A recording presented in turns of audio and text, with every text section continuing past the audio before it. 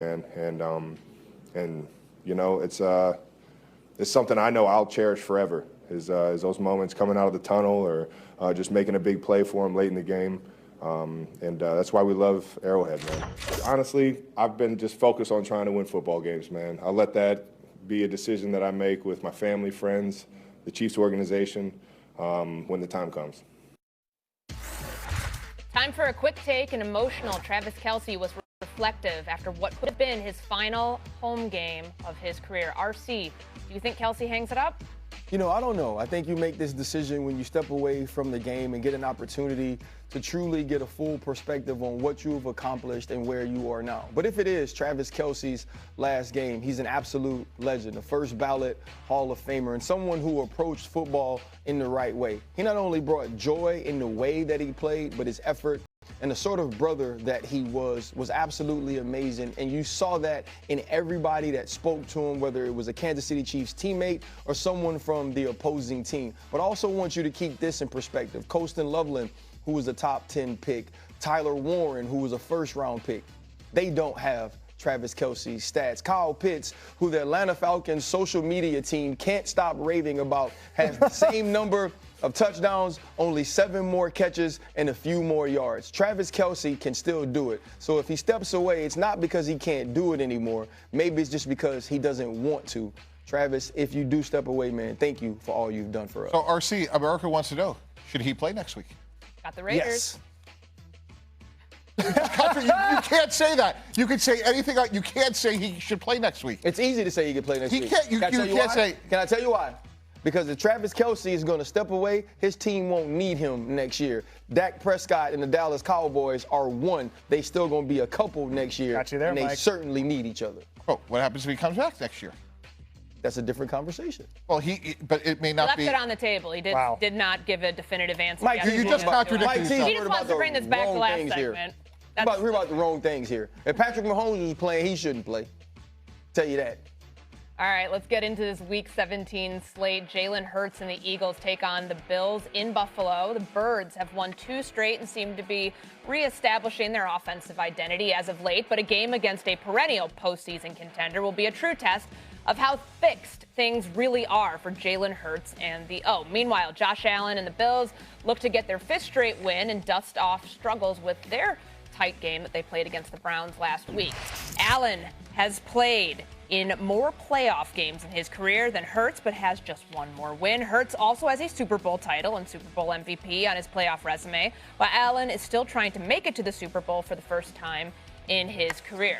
The aforementioned Mike Tannenbaum, RC, Kevin Clark back here for this one. Casey, Which quarterback do you trust more in the playoffs? Is it Hurts or is it Allen? It's Josh Allen. And if you had at the beginning of the playoffs a redraft, every playoff team said, hey, we're going to redraft quarterbacks. Josh Allen's going 1-1 in every single scenario to every single GM and coach. Okay, they're saying, I want Josh Allen. He has a better completion percentage, more yards and passer rating than he did last year when he won the MVP. This is with a diminished skill position group. Keon Coleman is a healthy scratch now. He can't play. We know the limitations. There's never been a playoff game where I've said Josh Allen should have done more, okay? The reasons he's failed in the playoffs is out of his control. I think we're going to see another great run from them this year. I'm picking Allen over Hurts if I had to redraft. Yeah, I am too. And what's really cool, and we can say this about Jalen Hurts too, but when you're in the draft room, you talk a lot about the tape sets the floor and the character sets the ceiling. His rookie year, Josh Allen completed 52.8% of his passes. This year, it's 69%. You don't see that type of improvement. Ironically, Jalen Hurts has a similar one very often without being talented and an incredible work ethic. I think what's letting down the Bills right now is the skilled players on the perimeter. But if you're starting about the quarterback right now, as much as I like Jalen Hurts, Super Bowl winner, I'm taking Josh Allen. I'm taking Jalen Hurts, and here's why.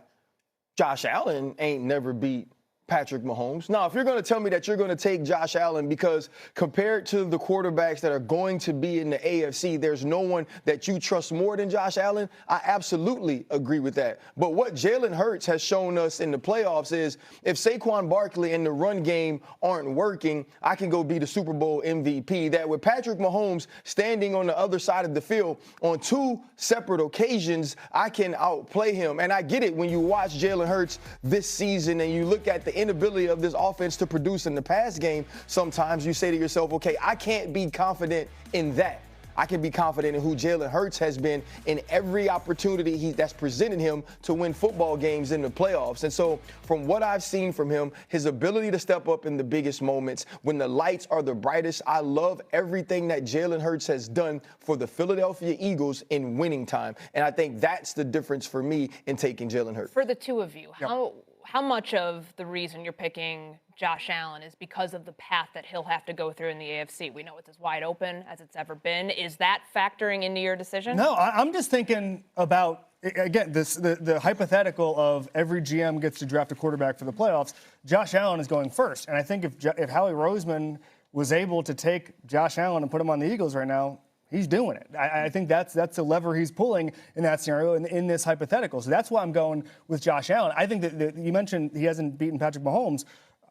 He's a Tyler Bass away, 13 seconds away. That was out of his control. Josh Allen has been unbelievable in some of these playoff games, and it's been out of control that he's lost. And Courtney, for me, I think the way they've evolved, not only him, but this Buffalo offense, they're a rush-first team. And what I like about that is every defensive coordinator is going to be sitting there saying, hey, I'm going to take away your strength. If we lose, they're going to have to beat us left-handed. What Josh Allen's shown this year is they can win games being left-handed, and that's why I think they really have a puncher's chance this year. Yeah, I think the question about Josh Allen and who takes Josh Allen or picks Josh Allen, I agree with you in many of those things. The difference between what Josh Allen has done and what Jalen Hurts has done is no one has come in to Philadelphia and said to themselves, okay, we can leave with a win. We've seen Joe Burrow do that. We've seen Patrick Mahomes do that. And I think in Jalen Hurts' case, especially with the Philadelphia Eagles under Howie Roseman and the way that he's built teams around him, he's found ways that in the moments that he needed to step up and be even certain things he wasn't during the regular season, he's had the ability to do that. But if you ask me and you say, hey, Ryan, you got to take Josh Allen, I feel pretty damn good. I'm walking onto the football field with what he's been able to do and his evolution as a quarterback. I mean, it's crazy about the offensive line injuries that team has overcome. I mean, you mentioned the run game, #1 rushing attack in the NFL this year with James Cook's season. And yet we are still talking about them potentially winning the AFC East, which was long thought to be the Patriots until the Buffalo Bills went on this win streak. And now they're looking for 5 straight. So let's pick this game, Kevin. Who are you going with on Sunday? I'm going with the Eagles. And it's pretty obvious why. It's not about the quarterbacks to me. It's about a Bills team that cannot stop the run. They'd be giving up 5 yards per carry if Mike T were playing against them at running back. Are you available? Should Mike Tannenbaum play this weekend? We're talking about Dak. I'm going to be in Miami this week. There you go. Okay. I got the Tampa Bay. Otherwise, you could pick up 5 yards per carry against this Bills defense. Saquon Barkley is catching fire. He has season highs in yards after contact the last 3 weeks. He's going to have a special run the next couple of weeks. It starts here. The Bills lose because they can't stop the run. RC, who you got? Yeah, and that's the same thing for me. Saquon Barkley has really started to get going. When you watch this Bills defense play against the run, they struggle. And so what's going to be the answer to that? Are you going to try to add people to the box? Are you going to try to get some run blitzes, and now you leave your corners who some are inexperienced, like a Maxwell Harrison, some have underperformed in that secondary as well. You leave those guys one-on-one with the A.J. Browns and the Devontae Smiths. You're susceptible now to the play-action pass, which is more deadly because of the success that Saquon Barkley has been having. Yeah, I like Buffalo, and I agree with everything you said, but this is to me like a 38-35 game. The way Buffalo beat New England, Courtney, a game that I'm sure you're at, the Bear game against Philadelphia where they just ran the ball at will. I think that's the vulnerability Philadelphia has, and I think Buffalo's run game is excellent. But this is a little bit of who has the ball last sort of feeling to it. Sure. I think both teams' strengths and weaknesses match up. And you look at this game, for the Bills to win, it has to look like the New England Patriots game in this sense. James Cook played absolutely out of his mind. The vision, the contact balance. Joe Brady consistently sticking with the run, but then it was some of those above the playbook plays by Josh Allen that he was able to make to give these receivers opportunities to get open in second chance plays. And if he's able to do that, that's their best path to victory. I just got to say something here because I looked at the Eagles injury report. A.J. Brown was on there this week because he needed to have his wisdom teeth taken out. That's no joke. Did you ever have your wisdom teeth taken out in season? No, I would never do that. But if you do that, that means it was an emergency in order to do that. And so you do wonder what sort of position or situation he's going to be feeling good. Because Stephen A's not working because he had to He ain't working until like 2027 because of that.